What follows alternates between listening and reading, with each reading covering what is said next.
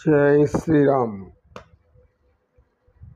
ధ్యానం ముగించుకున్న సత్యనిష్ఠుడు శిష్యులను చూసి, నాయనలారా, మనము పతంజలి మహర్షి గారి యొక్క యోగ సూత్రాలలో 33వది మైత్రి, కరుణ, ముదిత, ఉపేక్ష అనే 4 లక్షణాలు ఉంటే చిత్తము ప్రశాంతంగా ఉంటుంది.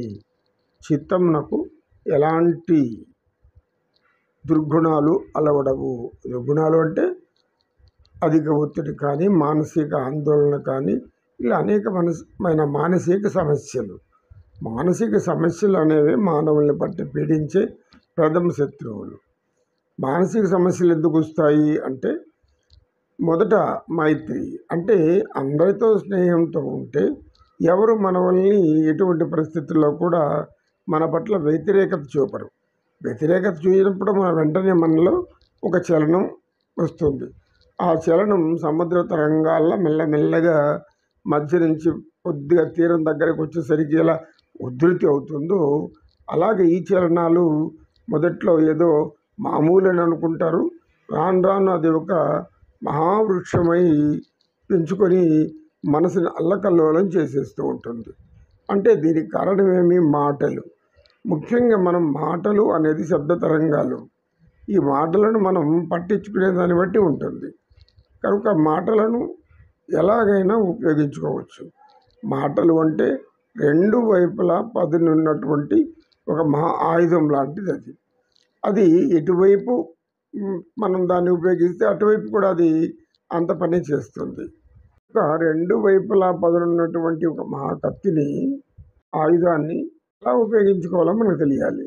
ఇంతవరకు అసత్యపు మాటలు మనలో రావాలి, చెప్పాలి, అసత్యమే చెప్పాలి, అసత్యం చెప్పకపోతే జీవించలేమనే స్థితికి వెళ్ళిపోతారో అప్పుడు వారికి ఈ మానసిక సమస్యలు అనేటివి వచ్చి పూర్తిగా ప్రశాంతతను లేకుండా చేస్తుంది.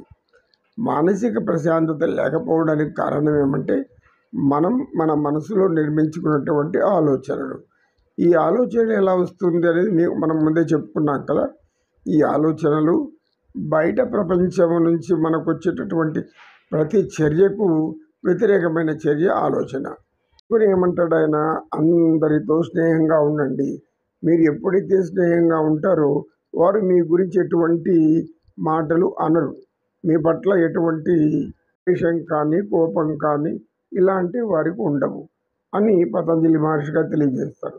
కానీ మనం ఇందాక ఏమనుకున్నాము?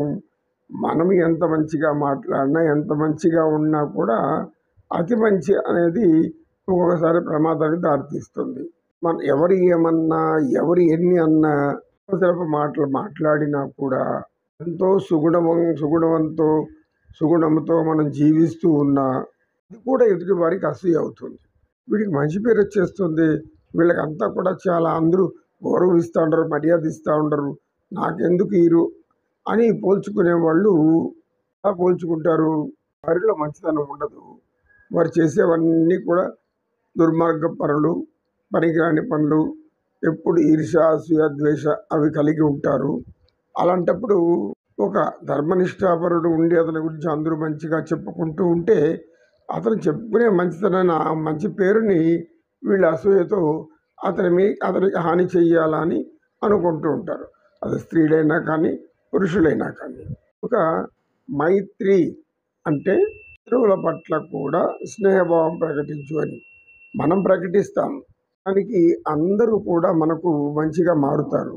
ఇప్పుడు కాకపోయినా కొంతకాలానికైనా వాళ్ళు గ్రహించి తమ తప్పుడు తాము తెలుసుకొని మంచితనంతో పోయే కొద్దీ ఎవరు ఏమి అన్నా కూడా వ్యతిరేకించిన, ద్వేషం పెంచుకున్నా మంచిగా ఉంటే చాలు అనే నిర్ణయం మనకు రావాలి.